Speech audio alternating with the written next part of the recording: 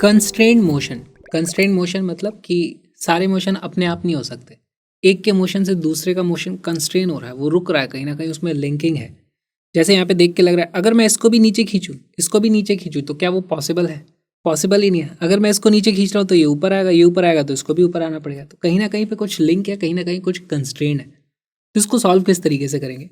खास करके पुली में हमारे पास सॉल्व करने की दो ट्रिक्स होती हैं। ट्रिक तो क्या है, मतलब सिंपल से तरीके ही हैं, कोई ट्रिक बोल देता है, कोई क्या कर देता है।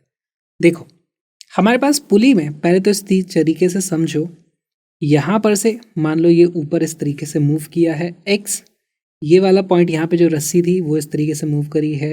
लेट्स से इसको मैं बोल देता हूँ x1, इसको xp बोल देता हूँ, इसको बोल देता हूँ x2। तो यहाँ पर ये जो पार्ट है ना, ये हमेशा एक लाइन में रहता है। तो इससे हमें पता चल जाता है xp is equal to x1 plus x2 upon 2। ये तो पुली के कोऑर्डिनेट्स हो गए, ठीक है। अगर मैं इसको डिफ्रेंशिएट कर दूंगा तो मेरे को आ जाता है velocity of pulley will be equal to velocity of 1 plus velocity of 2 divided by 2। या फिर मुझसे एक्सेलरेशन पूछा जाएगा, इसी को मैं डिफ्रेंशिएट कर दूंगा तो मुझे मिल जाएगा एक्सेलरेशन ऑफ पुली, उसकी वैल्यू आ जाती है a1 plus a2 divided by 2। यहाँ पर खास बात क्या है कि सबके डायरेक्शन मैंने ऊपर की तरफ लिए थे। यहाँ पे देखो क्या हो रहा होगा, अगर मैं इस पुली की बात करूँ, इस वाले का तो जो भी मान लो इसका एक्सेलरेशन नीचे था, इसका एक्सेलरेशन नीचे रहता है, इसका एक्सेलरेशन की वैल्यू है 0। तो यहाँ पर इसका हाफ का मैं एक्चुअली एक्सेलरेशन, इस पॉइंट का एक्सेलरेशन पता कर सकता हूँ। एक्सेलरेशन ऑफ पुली की वैल्यू हो जाएगी a प्लस 0 डिवाइडेड बाई 2, है ना। इसका एक्सेलरेशन नीचे a, इसका 0 divided by 2 which is equal to a by 2, और इसका डायरेक्शन भी नीचे की तरफ ही आएगा। तो ये a बाई 2 से नीचे आता है, और a बाई 2 से अगर ये नीचे आ रहा है तो फिर ये a बाई 2 से ऊपर जाएगा। इस तरीके से आप पता कर सकते हो। एक्सेलरेशन मैंने करके दिखाया, आप सेम चीज़ वेलोसिटी के लिए करके देख सकते हो। ऑलराइट, तो ये तो एक मेथड हो गया जिसमें हम मीन वैल्यूज़ ले लेते हैं। इसमें हम क्या प्रॉपर्टी का यूज़ करते हैं, रस्सी इनएक्सटेंसिबल है, उसी प्रॉपर्टी का यूज़ करके और एक चीज़ कर सकते हैं। देखो, वर्क डन बाय स्ट्रिंग, है ना, इज इक्वल टू 0। इसका मतलब क्या है, स्ट्रिंग वर्क नहीं कर सकता। जैसे इसको अगर मैं नीचे खींचता हूँ, तो मैं खींच रहा हूँ ना उसको पकड़ के, तो मैं कुछ फोर्स लगाता हूँ, मैं उसका कुछ डिस्प्लेसमेंट करता हूँ, तो हमारे पास फोर्स इनटू डिस्प्लेसमेंट वर्क हो जाता है। और रस्सी में एनर्जी कहीं से आएगी थोड़ी, पावर प्लांट थोड़ी ना वो, तो इधर की कोई कहीं और से कोई फोर्स लगाता है, वही वर्क करता है। रस्सी खुद से कोई वर्क नहीं करती। तो सभी स्ट्रिंग, एक स्ट्रिंग की बात नहीं होगी, यहाँ पे दो स्ट्रिंग्स है ना, एक स्ट्रिंग ये वाली है, दूसरी स्ट्रिंग ये है, दोनों ही स्ट्रिंग्स मिल करके कोई वर्क नहीं कर सकती। तो आप जितने भी स्ट्रिंग्स है सबके ऊपर ये वाला चीज़ लगा सकते हो, नहीं तो पूरे सिस्टम एज ए होल के ऊपर भी ये चीज़ लगा सकते हो। इसमें हमें करना क्या होता है, देखो, वर्क डन बाई स्ट्रिंग को मैं क्या लिख सकता हूँ, एफ, है ना। पहले तो टेंशन मार्क कर देता हूँ, मान लो यहाँ पर टेंशन टी थी, यहाँ पे भी टेंशन थी टी, तो यहाँ पे टेंशन कितनी हो जाती है, 2t। फोर्स बैलेंस करो, देखो यहाँ पे टी था, यहाँ पे टी था, तो यहाँ पे 2t होना ही पड़ेगा। अब यहाँ पे 2t है, सेम स्ट्रिंग में सेम ही टेंशन होती है, तो यहाँ भी टेंशन हो जाती है 2t। ऑलराइट, अगर मैं बोलूँ कि इसने, लेट से मैं बोलता हूँ इसने नीचे की तरफ मूव किया है x अमाउंट से, ठीक, इसने x अमाउंट से मूव किया है, तो ये किधर जाएगा, ये ऊपर की तरफ जाएगा समथिंग। लेट से ये ऊपर गया है y अमाउंट से। अब मैं यहाँ पर पता कर सकता हूँ कि क्या रस्सी ने कितना वर्क किया। देखो, रस्सी ने यहाँ पर इसको ऊपर की तरफ खींचा है y अमाउंट से, तो रस्सी ने ऊपर की तरफ वर्क किया होगा प्लस 2t इंटू वाई, है ना। यहाँ पे रस्सी, इसका तो मास वास 0 होता है, यहाँ पे कुछ नहीं होगा। अब इसके ऊपर रस्सी वर्क कर रही होगी, इसका टेंशन ऊपर लगा रही है, लेकिन डिस्प्लेसमेंट ये नीचे हो रहा है इसका, तो रस्सी ने यहाँ पर नेगेटिव में वर्क किया है, तो ये हो जाता है minus T into X is equal to 0। तो यहाँ से मुझे क्या पता चलता है, देखो t से t कट जाता है, कुछ भी वैल्यू है टेंशन की, हमें पता चल जाता है x is equal to 2y। और ये हमें पता भी चल जाएगा, यहाँ से जो पहले हमने किया था उससे भी यही चीज़ पता चलने वाली है आपको, x is equal to 2y। ये अगर 1 मीटर ऊपर आएगा तो ये 2 मीटर नीचे आएगा। इस तरीके से आप स्ट्रिंग का कंस्ट्रेंट पता कर सकते हो। इसी चीज़ को आप डिफ्रेंशिएट कर लोगे तो आपको एक रिलेशन मिल जाता है। क्या मिलता है, अच्छा, हमें रिलेशन मिल जाएगा t into V cos theta, इसका summation will be equal to 0। सबके सम करने जाने हैं आपको, है ना, इधर इधर इधर, और सबको कर दो इक्वल टू 0। कॉस थीटा कहाँ से आ गया, देखो टेंशन इधर लग रही है, डिस्प्लेसमेंट इधर हुआ तो इन दोनों के बीच में एंगल आ गया 180 डिग्री, कॉस 180 डिग्री -1 होता है, तो इसीलिए तो मैंने यहाँ पे माइनस भी लगाया था।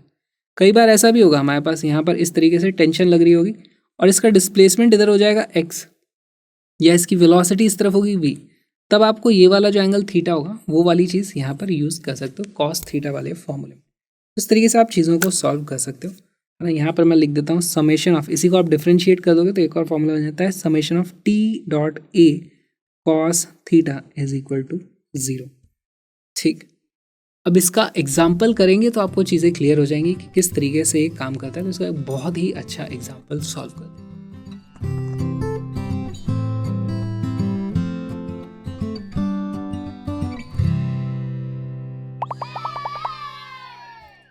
In the arrangement shown in figure A1, A2, A3 and A4 are the accelerations of masses m1, m2, m3 and m4 respectively। हमारे पास कुछ फिगर दे दिया गया है।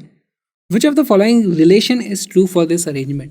तब देखो ये बहुत ही कॉम्प्लिकेटेड सा सवाल लग रहा है, लेकिन ये एक्चुअली बहुत ही सिंपल है। इसको हम दोनों स्ट्रैटेजी से करेंगे जो अभी हमने देखी थी। कौन सी स्ट्रैटेजी?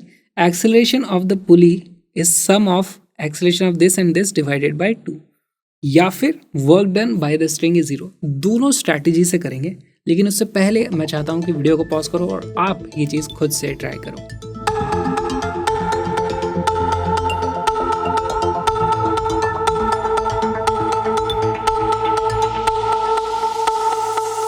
इस क्वेश्चन का करेक्ट आंसर है ऑप्शन नंबर ए।